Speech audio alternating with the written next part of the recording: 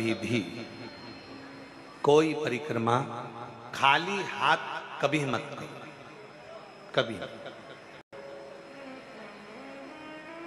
तुलसी जी की परिक्रमा कर रहे हो, हाथ में भले जल का पात्र रख लो। किसी वृक्ष की परिक्रमा कर रहे हो, अपने हाथ में कोई दाना रख लो। कोई परिक्रमा कर रहे हो, अपने हाथ में कोई अगरबत्ती, कोई धूप बत्ती, कोई मालिका रख लीजिए, कोई दीप रख लीजिए, कोई सामग्री रख लीजिए।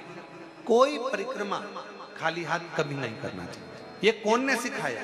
ये सिखाया स्कंद पुराण ने, ये सिखाया शिव महापुराण ने, ये सिखाया हमें लिंग पुराण ने कि भगवान की परिक्रमा करते समय अपने हाथ को भरा हुआ होना चाहिए। भरती क्या थी माताएं? अपने हाथ में गेहूं का दाना रख लेती थी, घूमती एक दाना चढ़ा देती, फिर घूमती और एक दाना फिर चढ़ा देती, फिर घूमती फिर एक दाना चढ़ा लेती। क्यों? क्योंकि शिव पुराण की कथा कहती है जब जगत की माँ स्वयं अन्नपूर्णा महारानी जब काशी की पंचकोशी परिक्रमा मेरी मां अन्नपूर्णा करने के लिए जाती थी, अपने हाथ में अन्न का पात्र भर कर लेकर जाती थी और काशी की परिक्रमा करते हुए एक अन्न का भाग जब काशी में छोड़ती थी तो संपूर्ण काशी का और संपूर्ण जगत का भरण पोषण कर देती। संपूर्ण काशी का, संपूर्ण जगत का भरण पोषण मेरी मां कर देती।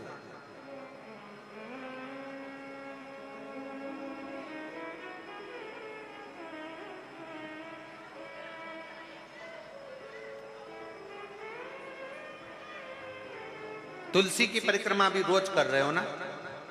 कई माताएं रोज प्रतिदिन तुलसी की परिक्रमा करती। निवेदन है खाली हाथ में एक चावल का दाना अपने हाथ में रख लो, परिक्रमा कर लो। भले भले एक कण का मात्र एक अन्न का दाना अपने हाथ में रख लो, परिक्रमा करो और छोड़ दो। नहीं है, पानी का लोटा हाथ में रखो, परिक्रमा करो, छोड़ दो। तुम्हारे हाथ भरे हुए होना चाहिए। तो जिस देवता की तुम परिक्रमा कर रही हो वो देवता तुम्हारे हाथों को हमेशा भरा हुआ रखता है, तुम्हारे घर को भरा हुआ रखता है। वो परिक्रमा कभी भी खाली हाथ ना करिए।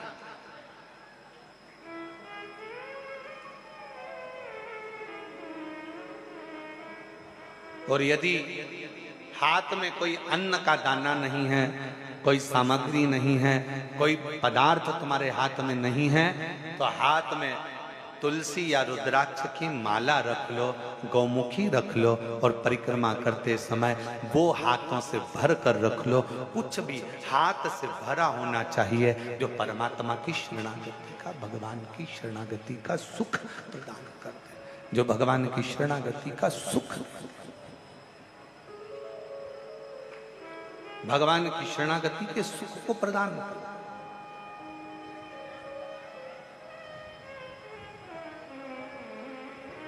उसका फल मिलता है।